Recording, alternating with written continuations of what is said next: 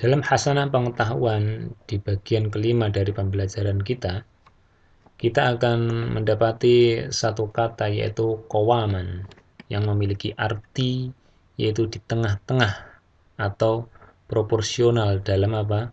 Menggunakan dana di dalam berinfak maupun bersedekah. Apa artinya? Qawaman itu yaitu adanya keseimbangan antara dua titik.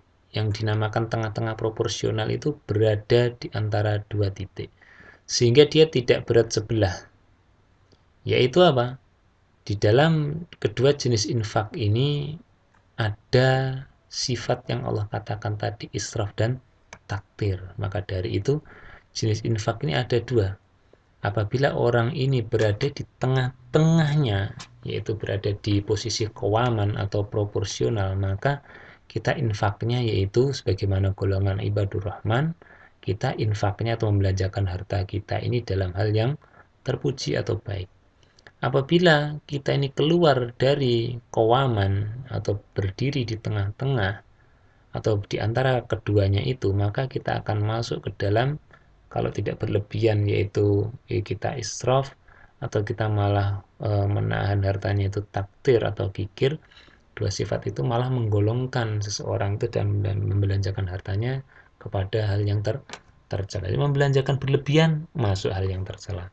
Membelanjakan hartanya dengan ditahan-tahan, tidak tepat sasaran, atau tidak digunakan yang wajib, yang penting, justru juga masuk ke dalam golongan yang tercela dalam berinfak. Maka dari itu marilah kita memposisikan diri kita dalam berinfak sebagaimana ibadur rahman, yaitu qawaman baina dzalika qawaman ini, maka kita akan masuk dalam infak yang terpuji. Apa yang dimaksud infak yang terpuji? Para ulama mengatakan ada infak yang dikeluarkan dengan baik dan sesuai perhitungan, yaitu sesuai dengan syariat, seperti sedekah wajib dan juga infak atau nafkah kepada keluarga. Ini yang terpuji.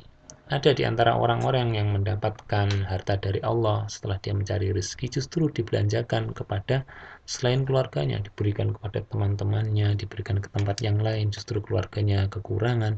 Maka dari itu merupakan golongan infak yang tercela. Apabila kita ingin mendapatkan golongan orang yang ibadur rahman, yang infaknya terpuji, yaitu hal-hal yang wajib atau bersedekah yang memiliki nilai berkelangsungan dalam pahalanya, yaitu pahala jariahnya, maka itu diutamakan. Apabila ada pos-pos sedekah yang bersifat jariah, diutamakan, dan juga tidak lupa dalam infak keluarganya. Selanjutnya, apa yang dimaksud dengan infak yang tercela? Yaitu para ulama mengatakan infak yang tercela itu ada dua hal, yaitu yang pertama menghambur-hamburkan hartanya, yaitu dibuang terus-terusan dan memubazirkan hartanya, jadi dibuang yang pada pembelanjaan yang tidak penting.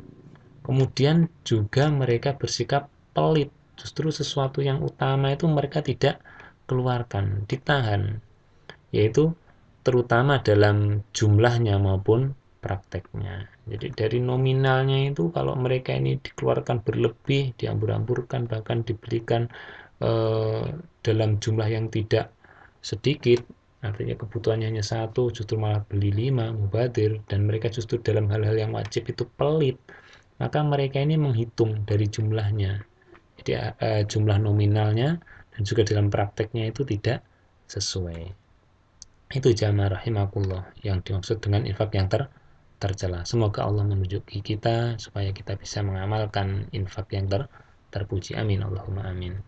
Selanjutnya jamaah rahimakumullah, di dalam hasanah pengetahuan yang selanjutnya adalah berlebihan dari segi jumlah adalah, yaitu menginfakkan atau memberikan harta melebihi kebutuhan sehingga mengakibatkan kesusahan dalam hidupnya. Karena melebihi kebutuhan, nah setelah uangnya habis, maka tatkala kebutuhannya yang pokok belum tercukupi, maka akan melaksanakan kerugian dalam kehidupannya. Karena apa? Sudah tidak ada uang lagi. Kemudian berlebihan dari segi praktik yang dimaksudkan dalam infak yang tercela tadi adalah, yaitu menginfakkan harta tidak tepat pada sasarannya. Itu artinya nilai kebaikan tidak terletak pada besar atau kecilnya harta yang diinfakkan. Akan tetapi pada cara yang ditempuh seseorang untuk melakukannya. Jadi disitulah jamaah rahimakumullah titik tentang kebaikan dalam berinfak. Kemudian berlebihan dari segi praktek yang dimaksudkan ini diantaranya adalah dia tidak memberikan harta itu ketika berkewajiban. Justru waktunya zakat, justru waktunya bersedekah yang utama, keluarganya membutuhkan, itu tidak dilakukan. Dan memberikan ketika tidak terkena kewajiban. Justru tidak pada posisi yang harus dikeluarkan waktunya, mereka mengeluarkan harta tidak tepat sasaran, tidak tepat guna. Maka di sini adalah dalam mempraktekkannya itu tidak tepat. Maka dari itu ini termasuk praktek infak yang tercela. Maka dari itu jamaah rahimakumullah muncul istilah di masyarakat bahwasanya ketika seseorang itu membelanjakan hartanya, itu ada nilai kebaikan menurut mereka. Yaitu kebaikan seseorang itu dapat dibuktikan dari caranya apa? Membelanjakan atau dalam tanda kutip menghamburkan hartanya. Jadi mereka ini kalau mau mengeluarkan hartanya itu bisa dinilai mereka sudah berbuat baik, apalagi lebih mengeluarkannya berlebih-berlebih walaupun bisa jadi itu tidak tepat guna, tidak tepat sasaran. Dan ini dianggapnya mereka lebih baik daripada bersikap pelit. Jadi dia punya uang banyak tapi tidak mau mengeluarkan hartanya untuk apapun ditahan itu justru menurut masyarakat itu sesuatu yang paling buruk, pelit, ditahan terus hartanya. Tapi mereka mengatakan apabila mereka ini mau mengeluarkan uangnya untuk hal-hal apa saja bahkan dihambur-hamburkan itu menurut mereka itu lebih baik. Padahal itu hanya sekedar anggapan dan itu belum tentu benar. Justru ini masuk dalam kategori pembelanjaan atau infak yang buruk atau tercela. Maka dari itu mari kita kembalikan dalam kita mengeluarkan harta kita jangan sampai kita pelit dan mengeluarkannya itu tidak dalam konteks apa menghamburkan. Maka dari itu apabila menghamburkan itu dikatakan oleh Allah ikhwanus syayatin sebagai apa? Saudaranya si setan. Itu orang-orang yang apa? Yang menghambur-hamburkan harta.